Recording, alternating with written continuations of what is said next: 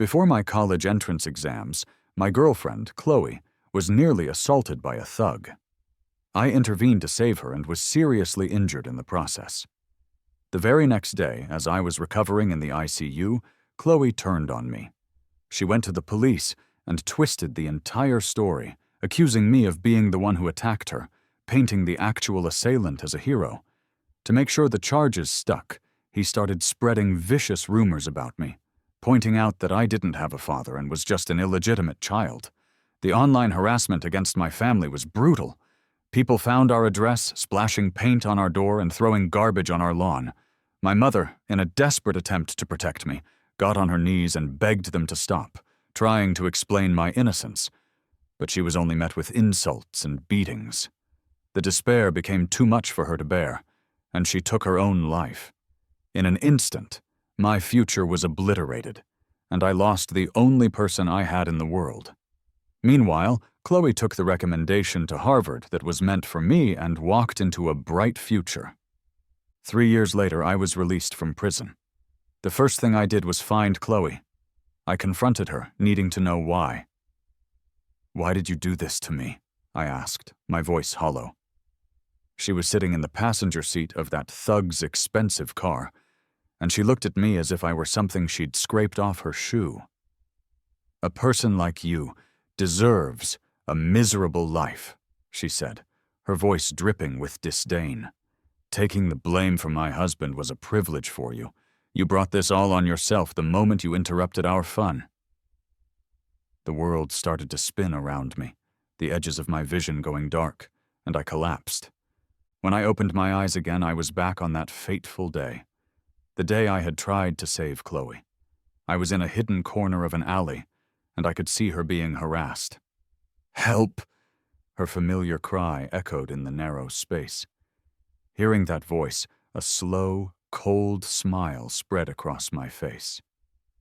I was back, and this time I was here for revenge. "Mark, stop! Don't touch me there!" Khloe's face was flushed red as she struggled against him, trying to look like an innocent, trapped little rabbit. The thug, Mark, just looked more excited by her resistance.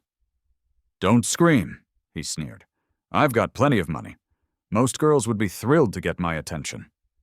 The last time this happened, I had charged at Mark without a second thought. We got into a messy scuffle that left me with 3 broken ribs, lying in a pool of my own blood. As things got out of hand, Mark had run off, and Khloe had cried, thanking me for saving her honor. She had even promised to marry me after our exams were over. Hearing those words from her back then had made me so happy, even as the paramedics loaded me into the ambulance. I had foolishly pictured her in a wedding dress. The very next day, my beloved girlfriend had chosen money over me, siding with Mark. They had come to the police station together to have me arrested. I was in absolute shock as they both gave their statements against me. Assault wasn't a serious enough charge for them, so they added molestation to the list. I tried to argue, to prove my innocence, but Khloe's performance was flawless. Her accusations, built on 3 years of love and intimacy, were my undoing. She used every detail she knew about me to weave a perfect web of lies. In her version of the story, I was the monster, not Mark. My kindness was twisted into a calculated plot, and she even lied about my mother's job, claiming I was an illegitimate child to further ruin my reputation. During my arrest, Khloe and Mark took their story to the media. In televised interviews, Khloe cried her heart out. "As a girl, my purity is the most important thing I have," she sobbed to the cameras. "Why would I ever falsely accuse Ethan?"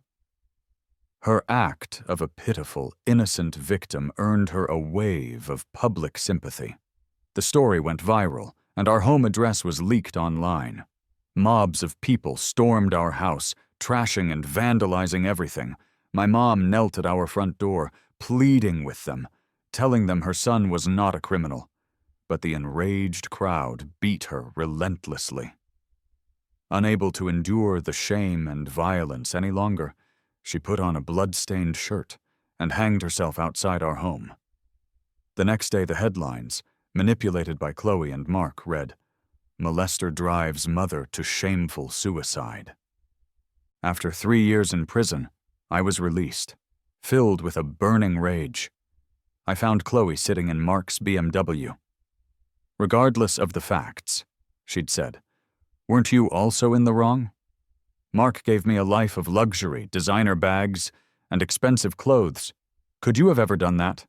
If your family had any money, would I have needed to frame you?" The fury boiled inside me, and I collapsed. When I woke up again, I had returned to the moment right before my supposed heroic act. Finally, fate had given me a chance to set things right. I found a loose baseball bat behind a dumpster, crept up silently behind Mark, and brought it down hard on his head. Khloe screamed in terror, clinging to me and begging me to stop. It was laughable. When he was harassing her, she acted conflicted, probably already planning her future with him. I shoved her aside and kicked Mark repeatedly in the groin until he scrambled away, crying. Khloe froze for a second, then burst into tears and threw her arms around me. "Ethan, thank goodness you came. Mark almost ruined everything." I coldly pushed her away, dialed the police, and walked away. Before the attack, I had placed my phone in a corner, propped up to record everything. Tomorrow, when they tried to report me, they were in for a nasty surprise. Watching the video back at home, the smell of my mom's cooking filled the air. The table was set with all my favorite dishes, braised ribs and stir-fried vegetables. "Wash your hands and let's eat, Ethan," she said, smiling. "I made everything you like." My eyes suddenly welled with tears. The last time I had seen my mother, 3 years in the future, was in a grainy video of her being beaten by the mob. To clear my name, she had jumped from the 12th floor, wearing clothes stained with her own blood. I rushed into the kitchen, collapsed at her feet, and cried my heart out. My mom was startled. "What's wrong? Is someone bullying you at school? Tell me, and I'll go talk to them." Through my tears, I managed to say, "Mom, your son got into Harvard without even needing to take the test. You won't have to suffer anymore." She had heard the news a few days before and was relieved. "You silly boy," she laughed. "That's wonderful news. Why are you crying?" I was letting out 3 years of bottled-up frustration and grief. From this day forward, I wouldn't be the one crying. Khloe and Mark could cry instead. The next day, as soon as I walked into my classroom, a group of police officers surrounded me. Khloe was being supported by 2 of her friends, looking like she was about to faint from all the crying. Mark, bandaged up like a mummy, sat next to her. An officer grabbed my arm. "Ethan, you're under suspicion of assault and harassment. You need to come with us." With the video evidence safely stored away, I was perfectly calm. "Who did I harass?" I asked. With tear-filled eyes, Khloe raised her head. "Stop pretending," she whimpered. "Yesterday, you were the one who tried to harass me in the alley. If Mark hadn't been there, you would have ruined me. And you hurt him so badly he's in the hospital. How could you do this?" Her sobs and accusations made my classmates stare at me with anger and disgust. "Who would have thought the seemingly honest Ethan was like this behind closed doors?" I heard someone whisper. "He grew up without a dad, and his mom cleaned streets for a living. It's not surprising someone like him would commit a crime." I was fuming. Khloe was incredibly quick to spread her lies. "You're accusing me of harassment," I said calmly. "What proof do you have?" Khloe put on her pitiful face again, choking on her words. "I'm a girl. Why would I lie about something so serious?" I reached into my backpack and pulled out a thick stack of letters, handing them to the police. There were 57 love letters from Khloe, dating back 3 years. I hadn't initially planned on dating her, but her persistent letters had eventually won me over. Some of them were so explicit they were almost comical. After carefully reading the letters, the police took me, Khloe, and Mark to the station for questioning. Due to insufficient evidence against me, I was released that afternoon and went back to school. But Khloe wasn't finished. Just like in my previous life, she and Mark launched a smear campaign against me. Khloe was a natural actress. Her cries and accusations were so convincing that everyone believed her. Local media outlets picked up the story, branding me a harasser. I started getting harassing phone calls, and Khloe's supporters trashed my desk and chair at school, bullying me in every way they could. The teachers gave me the cold shoulder, pretending not to see what was happening. A few days later, Harvard received an anonymous tip and revoked my admission, giving it to Khloe, the school's top-ranking student instead. With her newfound admission, Khloe became incredibly arrogant. She started skipping classes and partying with Mark's money. During her free time, she'd give interviews to the press, urging the police to arrest me. Even though I had more than enough evidence against them, I didn't rush to expose them. A simple harassment attempt and a few lies wouldn't land them in jail for long. But forged evidence, defamation, and cyberbullying, that could get them 10 to 20 years. I wasn't in a hurry. I was content to watch them dig their own graves. Soon enough, my chance came. 3 nights before the final exams, Khloe and Mark barged into my house with a group of thugs. Mark, sitting in a wheelchair, scoffed, "Wreck it." About 10 of his bodyguards started smashing everything in sight with baseball bats. I stood by silently. Thinking I was scared, Mark grinned. "Ethan, until you confess, I'm going to make your life miserable. Today it's your house. Tomorrow maybe it's your mom's legs." The group laughed wickedly. Khloe sneered, her eyes burning with hatred. I calmly pulled out my phone.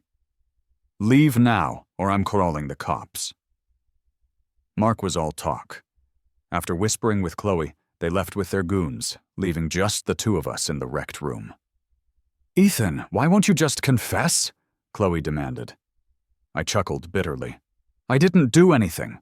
What is there to confess to?" Amid tears, she replied, "Does it matter if it's true or not? Just admit it already, Ethan. Stop being so selfish. It wasn't right for Mark to attack me, but was it okay for you to hurt him so badly?" I rolled my eyes. "Didn't you yell for help back then?" Furious, Khloe shouted, "Why was that any of your business? Just admit to the crime. It's a minor charge, but if Mark goes to jail, I lose my future happiness." I was speechless, tired of her twisted logic. Thinking she had gotten through to me, Khloe smirked. "Your chance to go to Harvard is gone. With a mother who sweeps streets, you'll never amount to much. Fine, admit your guilt, and I'll even compensate you. When you get out, you can work as a security guard at Mark's company." "Fed up," I snapped. "I'll turn myself in after the exams. Until then, no one is allowed to bother me, otherwise I'll fight you to the bitter end." Hearing my promise, Khloe was grinning from ear to ear. She made me repeat my promise to confess at the graduation ceremony before she finally left, satisfied. After she was gone, I took down the hidden camera I had installed in the ceiling. I had captured everything. With just 3 days left until the exam, they were about to get one hell of a surprise. 3 days passed, and the exams were over. Exhausted, I was the first one to leave the exam hall. With my scores, a full scholarship to any top university was practically guaranteed. Whether I had a recommendation or not was irrelevant.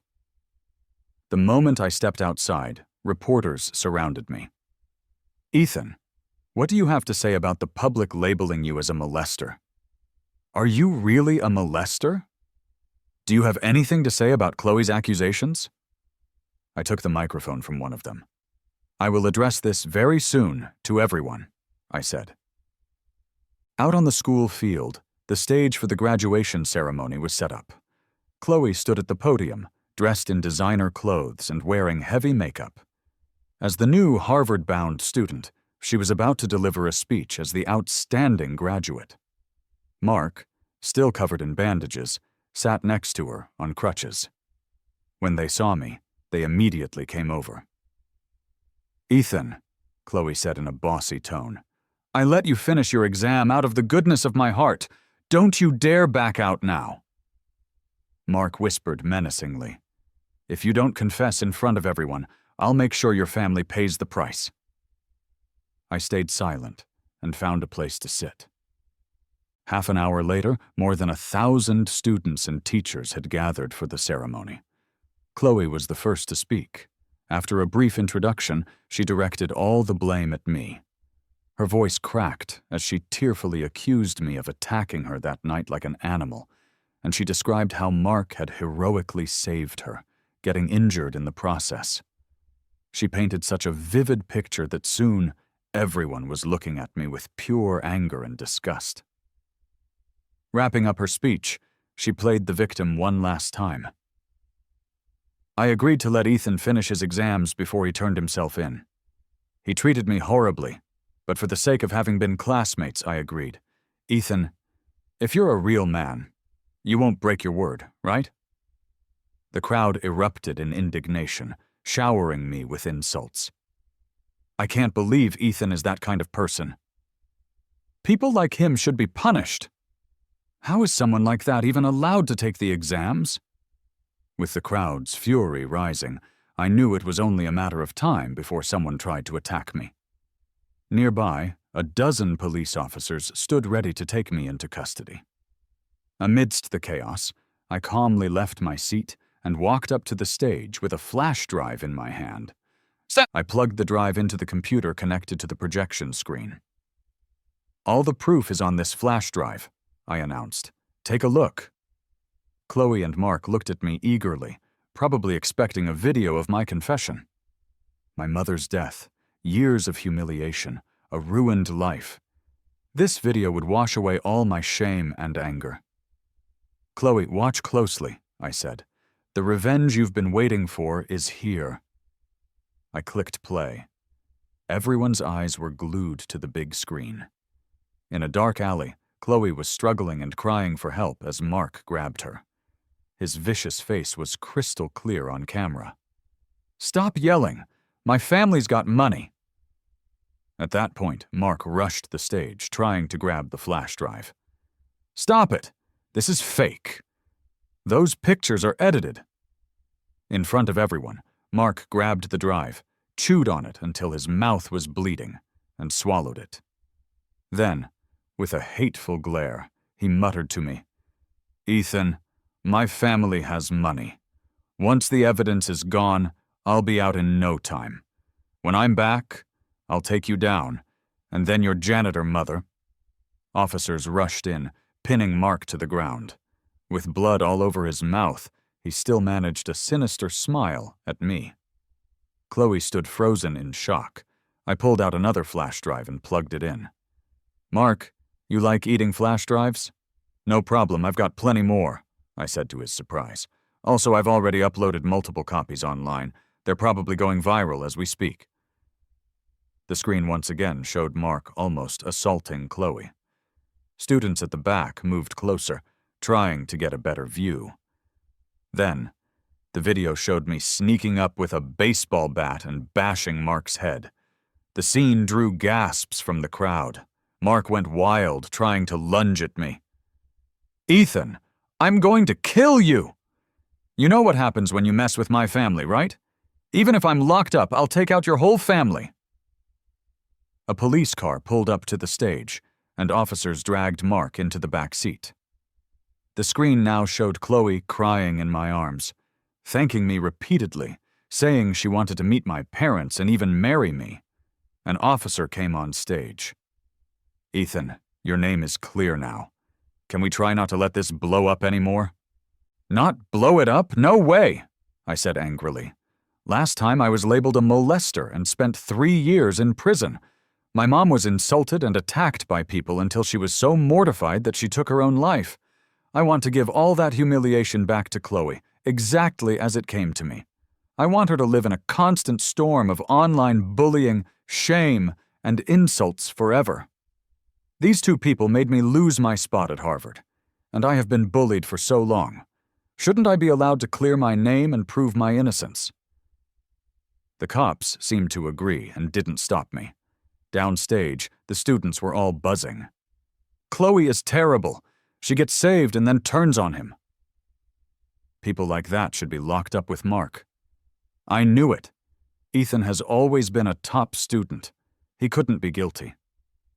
I remember now, Khloe chased after Ethan for a long time. The crowd's opinion had completely turned. Their eyes, now full of mockery and scorn, were like sharp knives pointed at Khloe. She lost all her strength and slumped to the floor. Seeing her look so desperate and pathetic was as refreshing as a cold drink on a hot day. "Khloe, this is just the beginning," I said. "Enjoy it. All the pain you caused me is coming back to you, twice as hard." After a moment, Khloe suddenly knelt in front of me, crying bitterly. "Ethan, please forgive me. If you don't forgive me, I'll have to publicly take my own life." She was sobbing miserably, just like she had after Mark assaulted her. She didn't know she was wrong. She was just scared. If I didn't forgive her, she would face charges of slander and false accusation, and spend at least 10 years in prison. I looked at her calmly. "You'd really commit suicide if I don't forgive you?" She paused, then nodded desperately. "I know you'll forgive me, Ethan. You wouldn't let me die." "No, go ahead," I said, stepping back and crossing my arms. "Just don't get any blood on me." The crowd laughed. Embarrassed, but not wanting to die, Khloe pretended to close her eyes and tried to hit her head against the makeshift wooden podium, which wouldn't have hurt her anyway. The police, doing their duty, stopped her and tried to comfort her, but they allowed me to continue playing the rest of the video. As the 5-minute clip finished, Khloe had cried herself into several fainting spells. She desperately tried to defend herself, shouting that Johnny had threatened her family, but after seeing her true colors in the video, no one felt sorry for her anymore. She had probably forgotten about the video I took when she and Mark had barged into my house, where her ugly behavior was on full display. I didn't expose that just yet. I had other plans for her. After the ceremony, the principal and teachers asked to speak with me and Khloe. They said it was a rare honor for the school to have a student going to Harvard, and asked if I could let it slide and forgive her. The police also said that if I forgave her, they would try to keep her out of jail and let her assist with the investigation from home. I didn't hesitate to agree to their terms. Khloe jumped up to hug me, sobbing. "Ethan, I get it now. You're the best thing that's ever happened to me. From now on, hit me, scold me, whatever you do, I'll never leave you." Her act was repulsive. I pushed her away and made my demands. The school had allowed her and Mark to smear my name, so I asked for $20,000 in compensation, which they immediately agreed to. I also wanted Khloe to write out a detailed account of everything Mark did, which a lawyer would then present in court as evidence. To save herself and appease me, she described Mark as a complete monster, fabricating charges of imprisonment and torture, and even claiming he used her 3-year-old brother as leverage. Her testimony became official evidence. Mark, who was originally facing charges for attempted assault and slander, now had a heap of new charges, the most serious being harm to a child and illegal imprisonment. His sentence went from 15 years to an immediate death penalty. On the day of his execution, I took Khloe to watch. Mark yelled and cursed at her from the death chamber, saying he'd haunt her forever. She was so scared she was trembling, pleading with me to leave. I just laughed. "Mark messed you up so badly. Don't you want to see him die with your own eyes?" Amid his struggles and cries, Khloe passed out. I ignored her, called her family, and left her at the police station. Next, I filed a lawsuit against Mark's family. When they had trashed my house, I had captured it all on a hidden camera. Thanks to my past experience, I had bought some overpriced-looking but cheap jade crafts and antiques and placed them in obvious spots. The price tags were outrageous, but I'd gotten them for next to nothing. When Mark's goons smashed them, His family had to compensate me at full price. With the video evidence, they quickly lost the case and had to pay me over $5 million. My mom cried tears of joy when she saw the money. After my dad died saving a drowning child when I was 3, my mom had worked as a street cleaner for 15 years. We'd never had more than $10,000 in savings. With this money, we no longer had to live in our rundown apartment. I spent $3 million on a beautiful place in a nice area and another $200,000 on renovations. A month later, I took my mom to see our new home. She stood in the bright, spacious living room, moved to tears. "Son, I never thought I'd live in a house like this," she exclaimed. I held her work-worn hands and said, "Mom, the good times are just getting started." Just then, there was a knock on the door. It was Khloe, holding a bouquet of flowers. "Ethan, congrats on the new place," she said with a smile.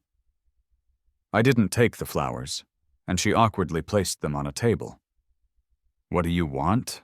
I asked coldly. After dealing with Mark's family, it was her turn.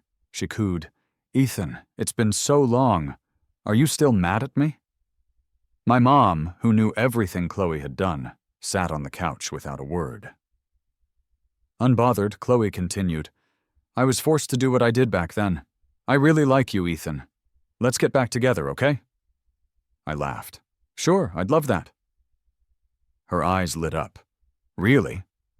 "Of course," I said.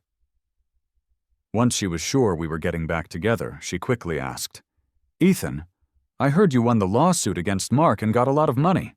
Is that true?" I told her he paid $580,000. Her eyes sparkled as she put on a pitiful act. "Ethan, because I stood up for you, Mark's family has made my life hell.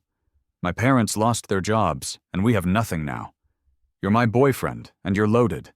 You'll help me with college, right?" I knew she was a user, but her scheming was still shocking. I forced a smile. "Of course." She jumped up and hugged me. "I knew you were the best." I pushed her away. "I'll cover all your college expenses. You can leave now." She thanked me endlessly before leaving happily. Little did she know she wouldn't be going to college. She'd be spending her next life in jail. After she left, my mom looked worried. "Ethan, we might have money now, but we can't waste it," I reassured her. "Mom, I won't let Khloe get away with what she did. Just give me some time." There was another knock at the door. It was an official with a college acceptance letter. My exam results were out. With a high score of 710, I had been accepted early into Harvard with a full scholarship. My mom was over the moon and started planning a party. With my acceptance and financial security, my mom could finally hold her head high. Now, I was ready to take Khloe down. She had no idea what a deep hole she had dug for herself. I had verbally forgiven her, but I never signed an official pardon, which meant I could take her to court any time. Her false accusations should get her at least 5 years. But her worst crime was turning Mark's sentence into a death penalty, which was close to premeditated murder. And I had the video of her and Mark vandalizing my house and threatening me. All I had to do was hand that flash drive to the police, and she would go to prison for at least 20 years. I spent a week gathering all the evidence and then went straight to the police. They didn't arrest her right away, but started a secret investigation. Soon, justice would be served. A couple of days before I was due to leave for college, a moving company showed up at our door, hauling furniture into our house without asking. A flashy, middle-aged woman in sunglasses stood in the living room, ordering them around. "Be careful with that. If you break anything, you can't afford to pay for it." My mom was baffled. "Who are you?" The woman took off her sunglasses, looking smug. "I'm Sandra, Khloe's mom. We're moving in. You'd better clear out the master bedroom for us." Before my mom could react, Sandra had the movers packing our things and tossing them into the living room. "This is our house. Why should we leave?" my mom said, furious. Khloe strutted in with her luggage and hugged my mom's arm. "Auntie, I'm with Ethan now. So I'm your daughter-in-law. Isn't it normal for us to live together? Unsure what to do, my mom called me. I took a cab home immediately. As soon as I walked in, Khloe rushed over, clinging to my arm. Ethan, we're one family now. Isn't it great that I asked my mom to move in with us? I stared at her coldly. Sandra stood there with her hands on her hips. Ethan, since we're family, let's set some rules. My daughter has OCD and your mom sweeps streets. They can't possibly live together. I laughed in disbelief. Where do you think my mom should live then? Khloe pouted. Ethan, didn't you say you have an old house near the cemetery? It's a bit run down, but it should be fine for shelter. We can visit her often. My mom hung her head, tears streaming down her face. Seeing my silence, Sandra grew impatient. What are you waiting for? Pack up your mom's things! Enraged, I slapped my hand across Sandra's face. She clutched her stinging cheek, shocked. How dare you hit me? How did you escape being swept away by my mom on the street? I said coldly. Sandra started wailing. Daughter, we're not even married yet, and he's already beating your mother. Khloe turned red with anger. Ethan, that was too much. How could you hit my mom? I flexed my wrist. Sorry, I was so busy hitting your mom. I forgot about you.